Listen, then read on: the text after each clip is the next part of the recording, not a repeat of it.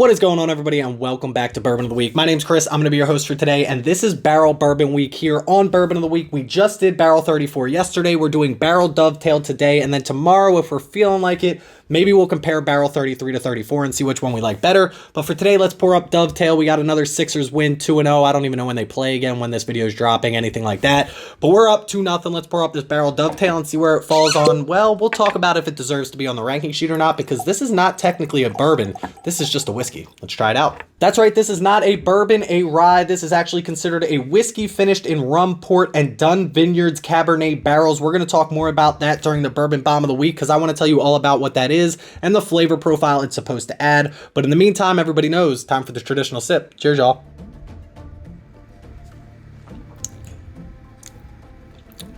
That's different.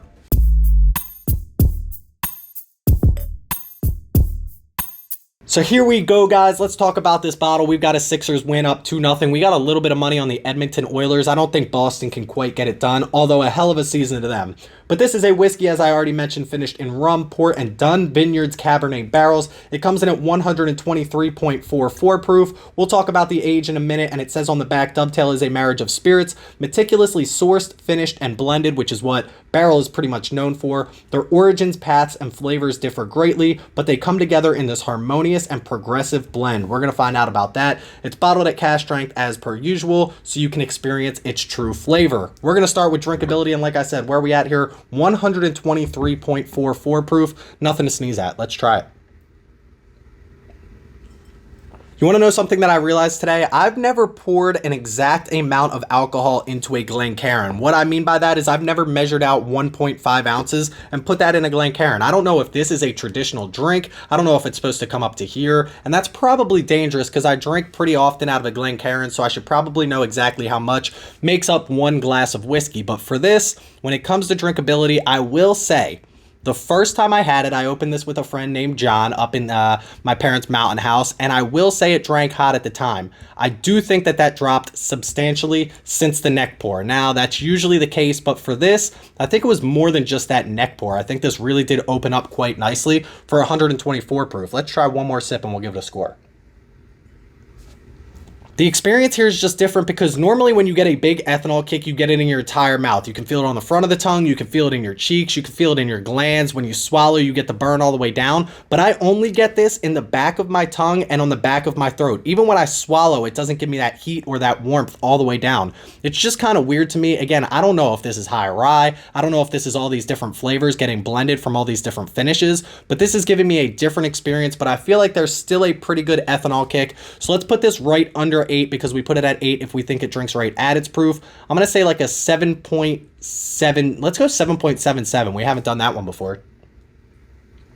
And up next, we're going to get a taste on this. And let me just precursor this by saying there's a difference. There is a big difference between bad tasting whiskey and bad tasting whiskey to you. Because I can tell you there are plenty of whiskeys out there that I have not enjoyed, but I completely understand when somebody tells me, no, I really enjoy that flavor profile. I've actually told people before, if you like this flavor profile, you will love this whiskey, but not everything's for everybody. This right here is a little bit different, and I'm sure it has everything to do with the finishes as well as the whiskey involved. So Barrel tells you distilled in Indiana and Tennessee on this. Is there Dickel in this? I don't know. Is there Jack Daniels in this? I'm not sure. Indiana is probably Ross and Squibb. But then you go into this and you're talking about rum finishes, port finishes, Dunn Vineyard finishes, which we're going to talk about more during the Bourbon Bomb of the Week. And who knows what those flavor profiles are going to do for you specifically. But for me, in this particular glass, I don't think I like it too much. But we're going to talk about the flavors that I do get right now. So first things first is this is not a bourbon. I'm a bourbon guy. That's why I named my channel Bourbon of the Week. This is a whiskey and it's finished in rum. Rum is going to give you a lot of those typical bourbon notes that you're not too upset about. I used to be a rum drinker, and when I talk about a rum drinker, I mean Admiral Nelson and Captain Morgan, but that was about it. But rum's going to give you that sweetness, right? It's going to give you those vanillas, those caramels, which isn't bad. Then you have port finishes. Now, port is a wine. Port's going to give you more of those raisins, those earthy notes, everything like that, which again, isn't too terrible for me personally. And then during the Bourbon Bomb of the Week, we're going to talk about these Dunn Vineyards Cabernet barrels, but I haven't had a Cabernet finish that I truly enjoy, so I think that's what I'm picking up on this that I don't really like that much.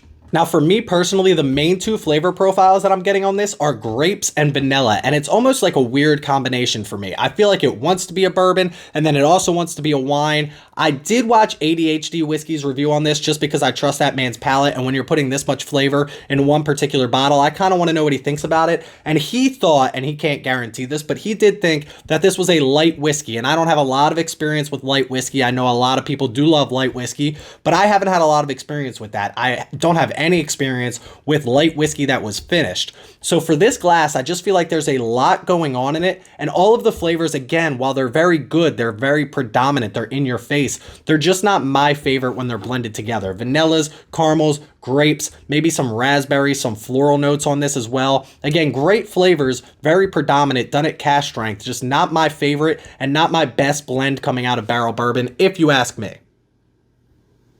That being said, let's talk about some good things about this bottle. The finish on this bottle lasts about just as long as forever. If you could think of how long forever is, go right up until that point, and that's how long the finish on this glass is. It doesn't stop. You could drink this once, and 20 minutes later, you're going to taste it. I feel like I'm also getting, as I'm drinking this more, a little bit of chocolate, maybe some tobacco on the end of this, but it's just crazy how many different flavor profiles you get. It's definitely complex. They're not hiding any of the flavors. So if those sound like something that you like, I don't hate you for it. It's just not for me. Let's give this a score. We've been rambling with taste. I want to also tell you, because I think it's important to be transparent on my end, that they did send me this bottle. The reason I want to tell you that is because I've told you that people have sent bottles to me in the past. They sent me barrel number 34. They sent me this. They sent me the Vantage. I don't want you to think that I'm giving good scores to bottles just because they were sent to me. I'm going to give this one a bad score when it comes to taste, but only because it's not my flavor profile. If you like this bottle, if you've had this bottle before and it's delicious to you, I understand completely why you would like that. Maybe you like Cabernet, maybe you like port finishes, but for me, it's just not that good. I don't like the flavor profile. Let's give this like a, I gotta do it. Let's go like 6.72 when it comes to taste on this bottle right here. So last but not least, that gets us into price on this bottle right here, and that's where things get tough. Now, the flavors aren't for me, which means I'm not going to buy this bottle at $85, but maybe they are for you. This dropped in Pennsylvania. I'm sure you can find it in the stores today. You can go out and buy this bottle for $85.99. Now, if you like that Cabernet, if you like that wine finish, if you like a rum finish, I would highly recommend trying this. If you're a bourbon drinker to the core and that's all you enjoy, I don't think this would be for you. If you're a bourbon drinker that has tried some finished stuff and you realize that you like that a little bit more, maybe it is. It's one of those things where I'm not going to tell you either way whether you should or should not like this bottle. I'm just telling you that I don't personally like it. So at $85.99, I'm not going to personally pick it up. That being said, I'm not going to give it a terrible score because it's still Barrell Bourbon and it's still a pretty good price point for what they're putting out at 123 proof. The finish is long. The flavors are good. They're just not for me. And I keep saying that, but I got to reiterate that. Let's give this one more sip and we'll give it a score. Listen, we normally go with 7.0 if it's average, but I'm going to say like a 7.23, slightly above average because the flavors are still good. They're just not my favorite. 7.23 sounds like a fair spot for this, but let's send it over to this week's Bourbon Bomb of the Week and learn a little bit more about Dunn Vineyard and their Cabernet casks. Cheers, y'all.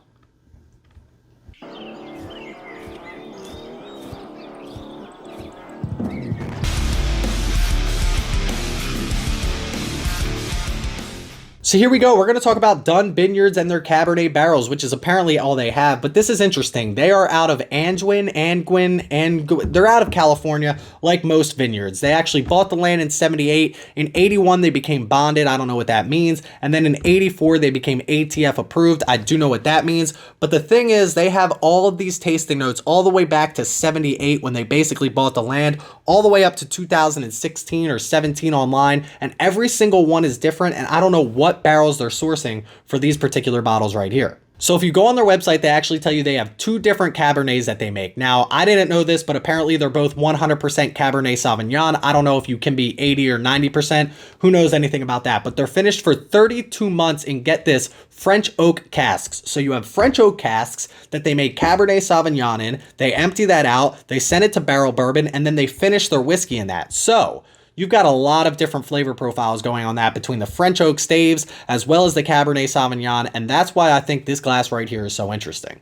Now, I mentioned before they bought the land for this vineyard in 1978. They have tasting notes for these wines all the way back to 1979 on their website, all the way up to 2017, and I clicked on damn near almost all of them. The 4 notes that I pretty much found consistent between all of their wines over all of the years was chocolate, leather, tobacco, and fruit. And you definitely get that fruit experience, right? You get those grapes, you get those chocolates, you get some tannins. I wish I got a little bit more of that rum experience off of this. They're obviously trying to showcase this Dunn Vineyards, which is why they put it on the label. I don't know how long it's aged in each particular barrel, but I would say that they're trying to pull out those Dunn Vineyards tasting profiles, and they definitely do a very good job at that. But let's set it back over and see what this total score was.